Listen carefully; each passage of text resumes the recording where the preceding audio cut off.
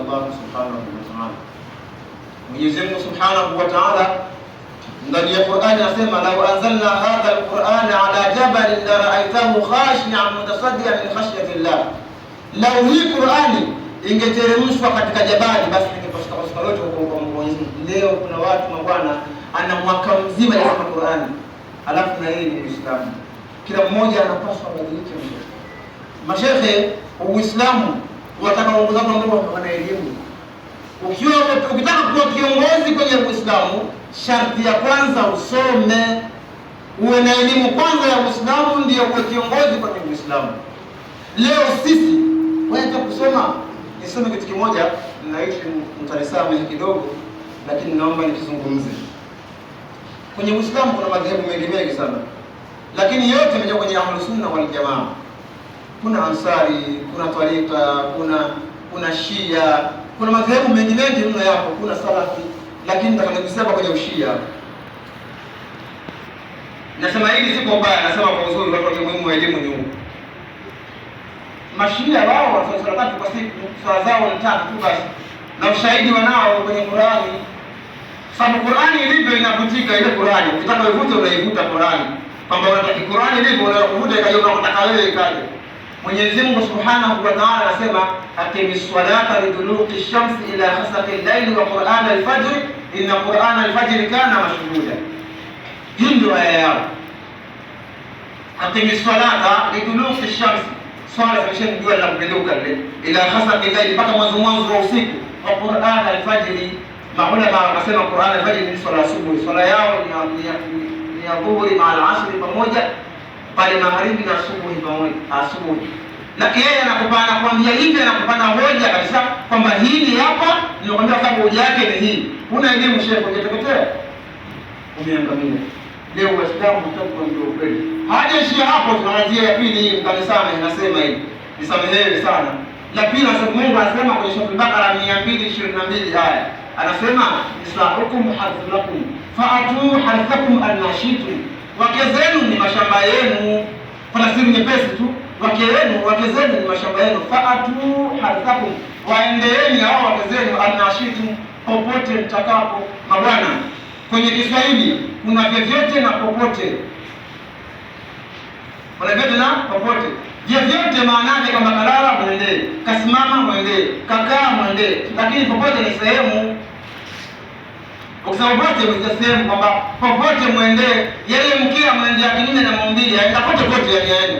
Tena wasema kabisa huku mbele kwa watoto nyuma huko kwa kustareheka. Hujasoma shehe.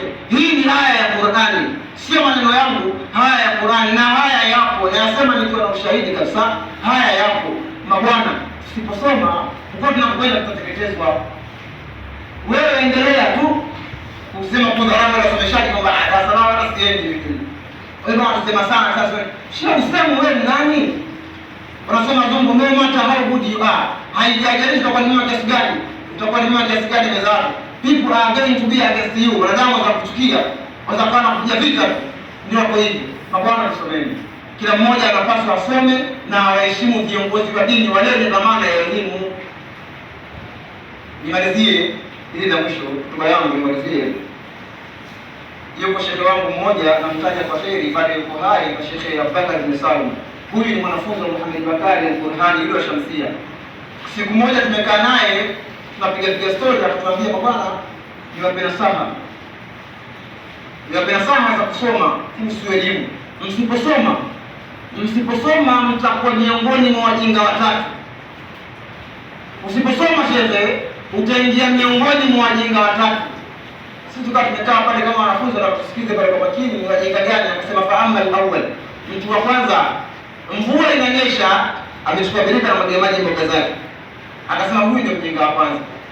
Fa amma thani, ama mjinga wa pili, asema wa pili ni mtu ambaye kaenda kwenye muembe, akaona embe limeiva, kwa hiyo akapanda mpaka juu akalibonyeza limeiva, akashuka chini akapata na magongo. Sasa amma thani tu, ama mjinga wa tatu, alitembea akaona haja kubwa. Alipoiona akasema hii mwanadamu ya mnyama hii. Mwanadamu yenyewe hapana waza. Hii itakuwa nani? Akasema kujirisha katika kile chwa akarama. Kumbe ya mtu. Usiposoma shehe utaingia miongoni mwa wajinga watatu. Mabwana, nasema hivi si kwamba na watusi au labda naambia nyinyi wajinga, hapana. niweke tambihi nisije nikaeleweka vibaya. Nazungumza hivi ni kwamba nashajiisha watu wapende kusoma elimu yao. Waislamu ili Uislamu wao uende mbele wajengwa na elimu mabwana. Yarfa'illahu alladhina amanu minkum walladhina utul ilma mabwana someni. Basi nzuri hapa juu kuna darasa nafali mashaallah. Watu wanasoma shehe. Lakini kuna mtu anataka kusoma kwa sababu hataki, kwa sababu yule mfanyakazi ampendi. Ndio hivyo kwamba anasomesha mimi simtaki basi yeye kusoma. Sasa wewe pale kile unachosomeshwa shehe. Kuna watu wallahi billahi wanaswali lakini swala zao hawazijui. Kama utaambia watu jamani bure swali kwa sauti na uswali tusio wasemaje shehe bwana shehe bwana. Ndio Waislamu wanafundisha. Kwa hiyo kila mmoja anapaswa ajue umuhimu wa elimu ni upi. Thamani ya elimu yao ni wapi? Mheshimu mtu aliyetoa elimu mabwana. Heshimu elimu yake. Kama wewe mwenyewe mtaki, heshimu elimu yake. Kwa elimu yake huyu bwana ndiye fanya kawaida hapa, basi heshimu elimu yake. Mwanzoni wakati nimefika hapa Sheikh alizungumza inna Allah la yukhayyiru ma biqaumin hatta yukhayyiru ma bi anfusihim. Madamu hawezi Mungu akalishindwa kufanya kubadilika yeye mwenyewe. Malizia hotuba yangu. Kuna bwana mmoja msomi wa Marekani kwa Martin Luther King. Huyu bwana aliandika hotuba yake I have a dream. Mimi nina ndoto, ndio maana yake. Yeye alitamania siku moja ile Amerika itaongoza mtu mweusi. Lakini mwisho wa siku kweli alitamania katika Barack Obama akaongoza Marekani. Ndio wale wa Marekani walikuwa hawaliwazii kwenye maisha yao. Lakini huyu bwana alisema mimi nina ndoto, I have a dream. Kwamba naanza huenda siku moja hii Marekani itaongozwa na mtu mweusi. Kwa hiyo mwanadamu anapaswa aamue kubadilika yeye mwenyewe kwanza. Ndio Mungu alitia mkono wake kubadilika moja kwa moja. Kila mmoja ndugu zangu Waislamu anapaswa kubadilika. Yanazungumzwa Waislamu, wakipewa Waislamu wachukue Waislamu wakafanyie kazi. Si kumtukia msemaji, hapana. Na ninasema haya au yanayosema sio mimi, hadhani ya wengine wanaosema wote hao. Mabwana yachukuliwe kufanyia kazi, tubadilike ndugu zangu wa Kiislamu. Huu sio Uislamu tuliokuwa nao.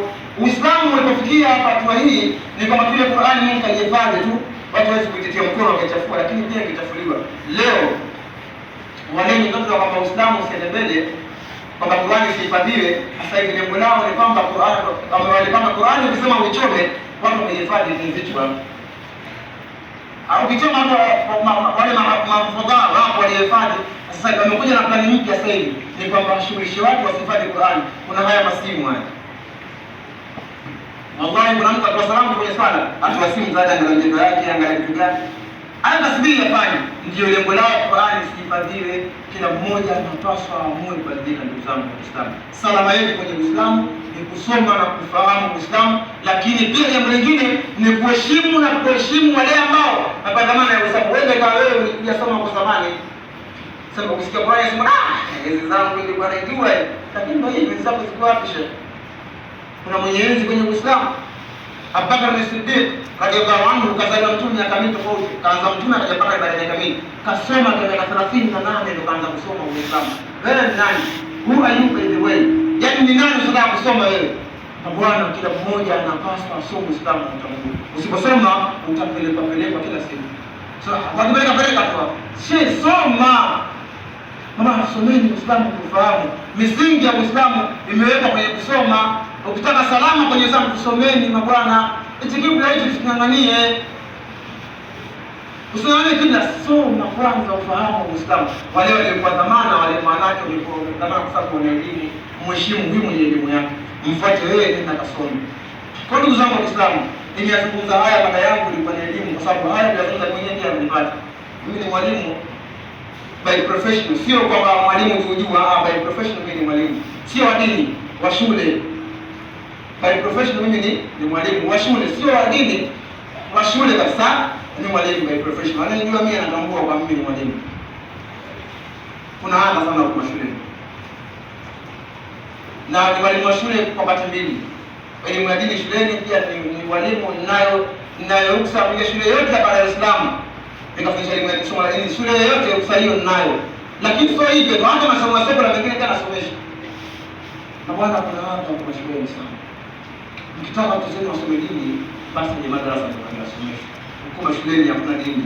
Unakuwa dakika 40 kusomesha, wanafunzi ni 150, dakika zako ni 40. Kiangalia nyamazeni kama tukaa kimya. zibaki dakika 10 kipindi kimeisha, watoka zako wanachosomesha. Mwanafunzi kitaka asome dini sawa sawa, aelewe, aende pale madrasa asome na mthamini